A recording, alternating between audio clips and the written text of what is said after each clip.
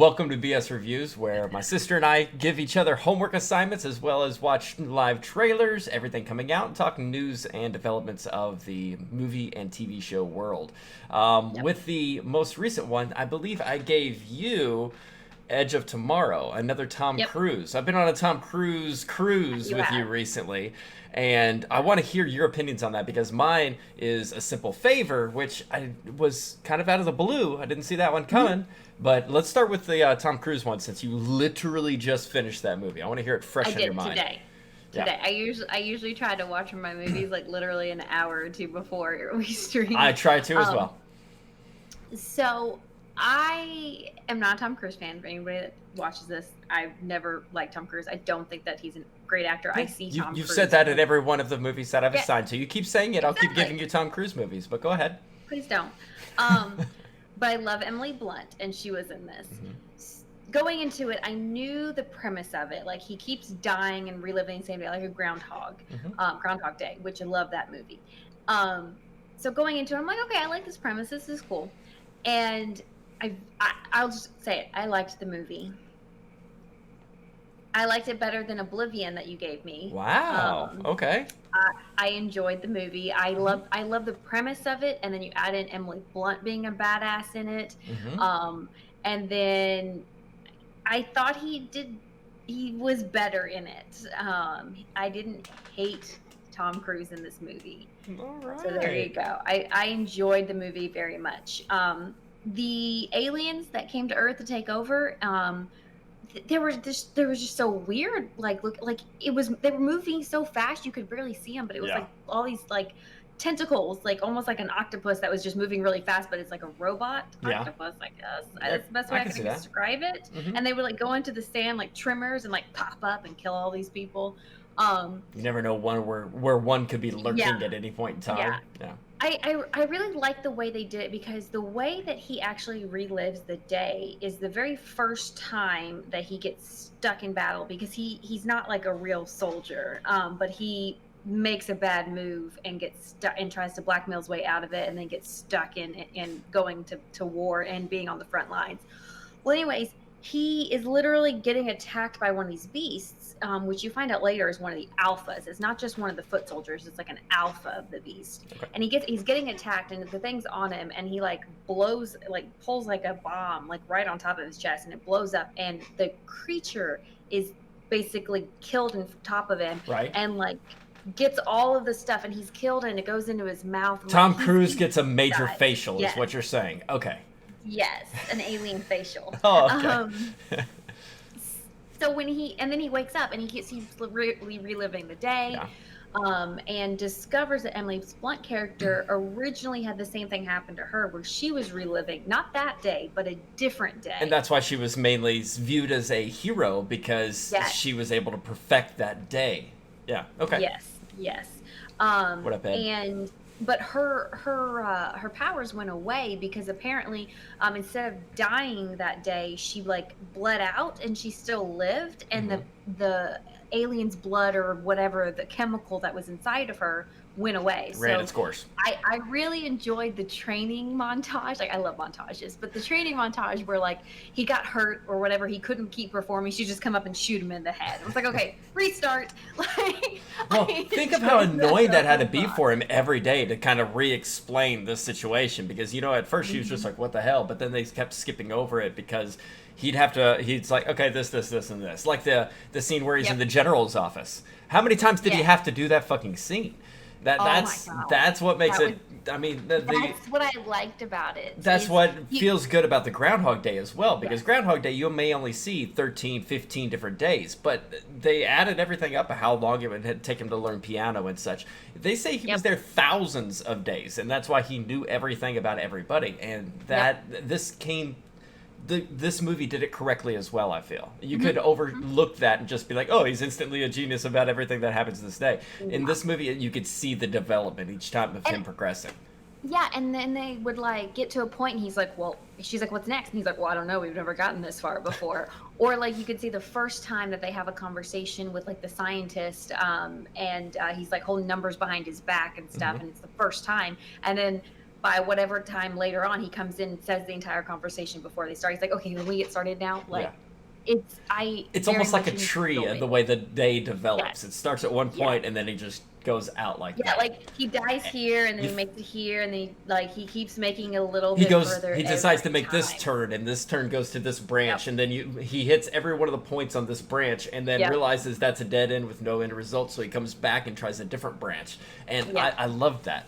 It was a good movie. I enjoyed it. I very much enjoyed this movie. Did you say they were going to make a sequel? They've been talking about it and wanting to for a while. So I don't think it's official, but you know how Hollywood works. If they're thinking of a sequel, it will happen eventually because they're not going to have any other idea to do it. I don't know if Tom Cruise will be in it. Hopefully, honestly, I hope he does. But if they do it with a rehashed new character altogether, then it'll just be like it'll be The Edge of Tomorrow Part 2, but it's literally the same movie, just another person. And I don't think I wouldn't like that. But the way that the movie ended, I also thought was unique in the fact they find like the core of how they can destroy all the aliens, pretty much, and like every movie. Yes, of course. And he loses the ability, so if he dies, he's really dead, and they know it. So they heighten the audience's feeling towards it because they know if they don't get it this time, they're not getting it. There's no reason. Well, it's him and the other girl, him and Emily Blunt's character, and they're going. She's distracting an alien. She dies, and he goes and he like jumps in the water to go down to blow up the thing, and the other alien like kills him, but he ends up dropping the bombs. It explodes. What I found really cool was in the water after the thing exploded, like it kind of like he absorbed it again and his eyes turned that black, and then he woke up even earlier than the original point in time before he made the mistake and got thrown on the front lines.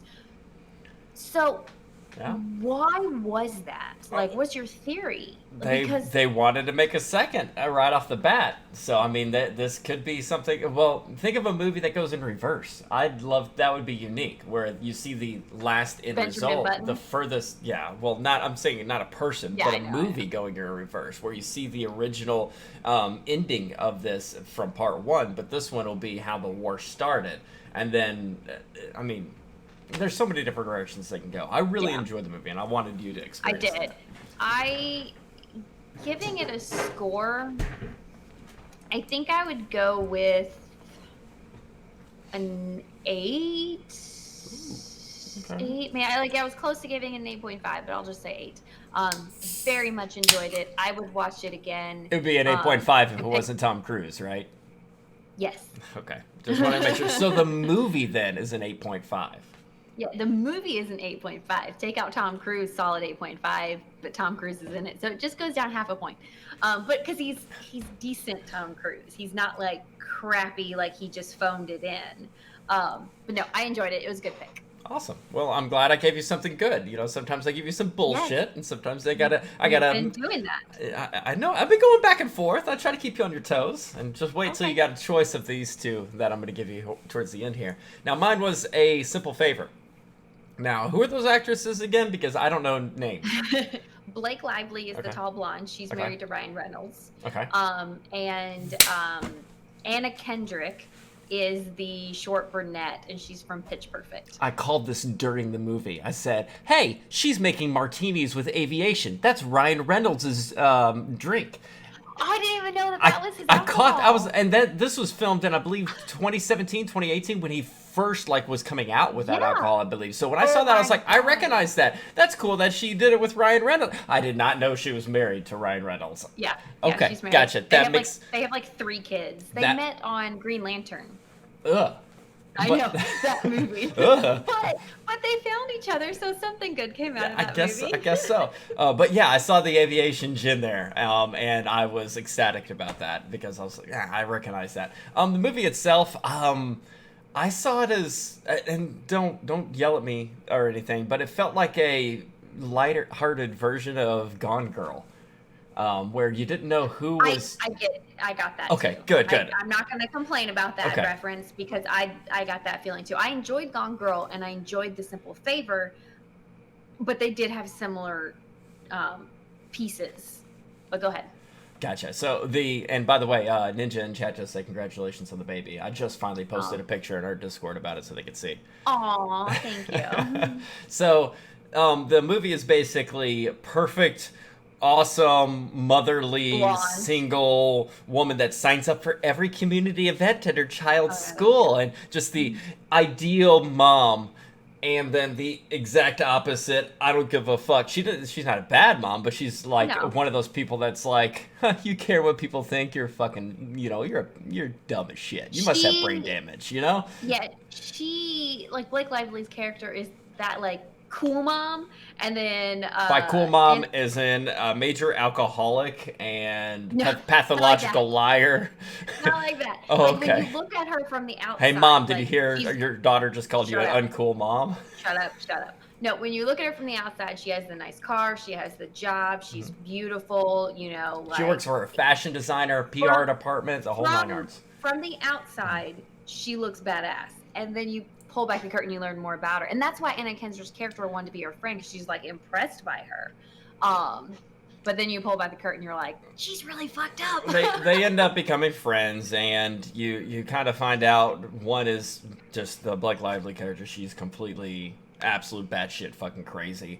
The movie itself, just spoiler wise, you find out that she has a twin sister, and they tried to kill, or they did kill their parents in a fire when they were kids, because they wouldn't let them go out and have fun and stuff like that. So they had arson situation. The two daughters disappeared at that point in time, and they split up. And when they decided to, or when they had an opportunity to get back together on this, one Blake Lively character, amazing, awesome New York job working for a fashion designer. The other twin sister, on heroin straight up, and just didn't she go to, like, Florida? Like, one went to Florida and one went to New York.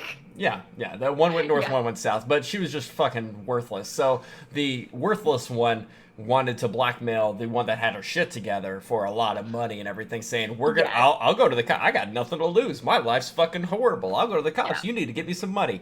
So the main character, or the Blake Lively character, decides to go ahead and just offer. She offers, kills her, makes it look like it's herself, because nobody knows she has a twin sister, and then uses that to be able to get an insurance policy of $4 million on her own body, to be able to then, once it goes through, be able to disappear with her current husband. Now, the current husband, I enjoyed his character. He played it real well, but the church-going mom, or the awesome volunteer mom, she ends up being the she's not church-going mom, right? She's not church-going, no, but she is like the most naive, over-talkative, unsure of herself person in the world. She's like, if she stole a Snicker bar, she would go down to the police department, turn it in as evidence, and ask to be arrested for it, to set a good example. She's just a goody two-shoes. Yeah, go ahead.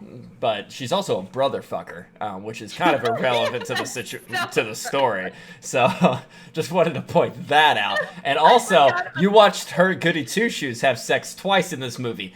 Both of them were at a funeral. One was at her father's funeral, and one was at her best friend's funeral with her best friend's husband. So basically, she's a goody two-shoes, but she has that little... Yeah, she has her own shit. So the one thing that I think offended me the most about this movie is this mom. She has the mom corner, and it's basically a live stream of her doing like friendship bracelets for your kids, or a wonderful a shake that can make sure to give your kids their full dosage of vitamins and vegetables for the day. And apparently she's instantly successful for this.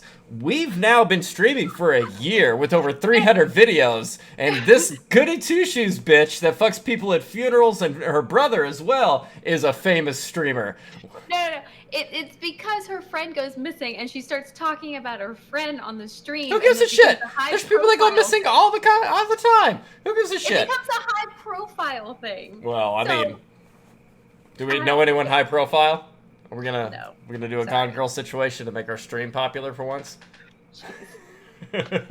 So anyways, it comes down to it. She ends up getting a confession out of her at the end, even though I will.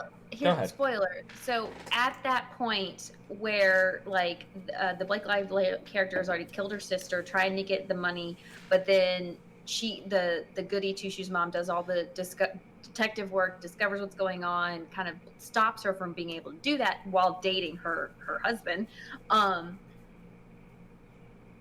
So when they come kind of head to head in the house, Blake Lively character's there, her husband, the goody two shoes mom, and then Kendrick's character, they kind of all come to a head. Did you predict what was going to happen?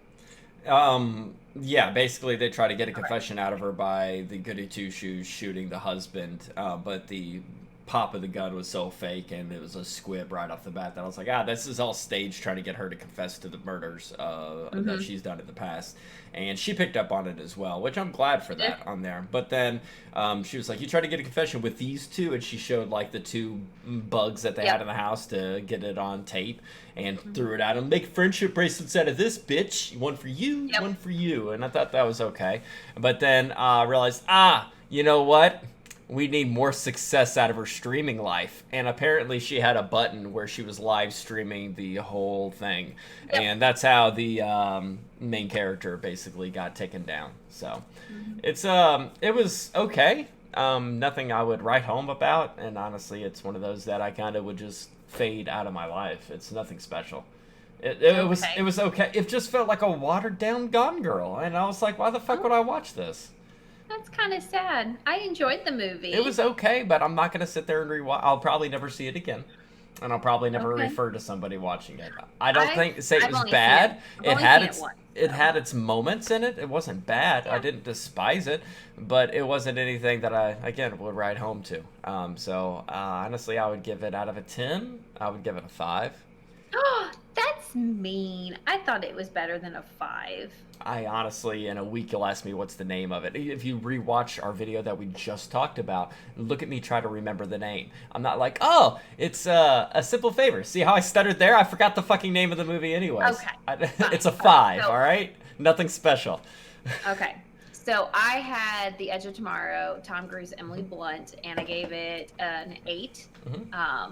Enjoyed it, would recommend it. And you had A Simple Favor with Blake Lively and Anna Kendrick, and you gave it a 5. I did. I wouldn't have given it a 5, but go ahead. I'd rather watch it than the 2016 Ghostbusters movie again. That's what you're going to compare everything to. I will, because I think that's the lowest grade I gave anything. It was just a trash movie through and through, and I'm going to make sure I bring it up in every video I have an opportunity to. So, no, it wasn't that bad, but it wasn't anything that I give a shit about. Did you feel like you wasted your time? I don't think I wasted my time. That's why it's a 5 and nothing below. 5 is kind of like a minimum requirement for not a waste of my time, because honestly, my time is precious, I swear.